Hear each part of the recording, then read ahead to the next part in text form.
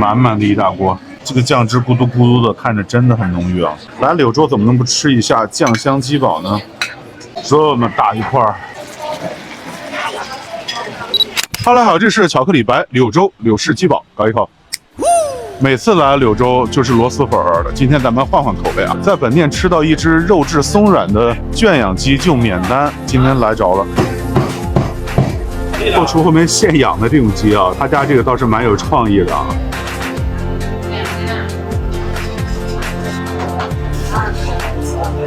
这么多的冰粉啊！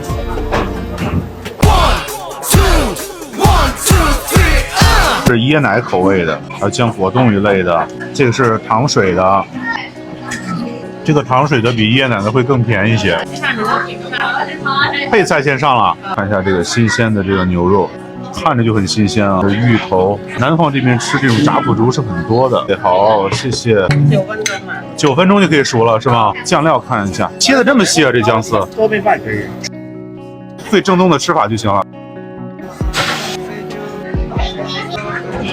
来柳州怎么能不吃一下酱香鸡煲呢？这个都是土鸡啊，看一下这个姜片、大蒜瓣、鸡肝哎，这个酱汁咕嘟咕嘟的，看着真的很浓郁啊，这肯定下饭。看上去就很紧实啊，出差路上是很辛苦的，过个周末就得好好的犒劳一下自己。大家先吃，这个肉质真的很紧啊，灵山的鸡，对，灵山，光这个地名听起来就特别有仙气的一个地方。哎，我说怎么这么香啊？大米是五常大米啊，看着特别紧致的这纤维感。这种肉质吃起来，你的后槽牙是需要用一些力度的。这个酱料是灵魂，来口鸡心，说是吃什么补什么，对吧？得好好补一补。这搞成这么大一块儿，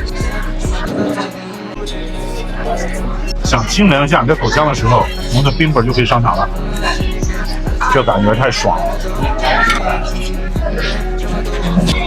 就是烤地鸡的话，你吃这个鸡翅的时候，它是比较难把这个骨头剥离出来的，这就是烤地鸡跟圈养鸡的区别。来，我们再来个鸡啾啾，这个手势不太友好啊，吃掉它。这个鸡爪就更紧实了，太过瘾了，绝对的下饭神器啊！我们开始涮这些涮品。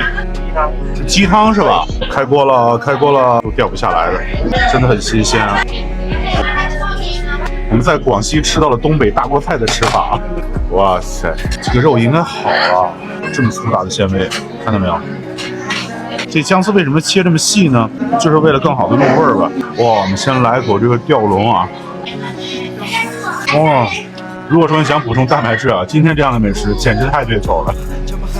好吃，再搞一大块的肥牛啊，蘸上一蘸，裹挟这个姜丝，这个酱料是真的很提鲜的啊！哦，这么大一块儿，啊，太过瘾了啊！满满的一大锅，腐竹，这个腐竹啊，应该煮个1-2分钟吃进去，它那种口感是刚刚好的。就像冒着热气的大芋头，这个是慢碳水，吃多了是不会长胖的。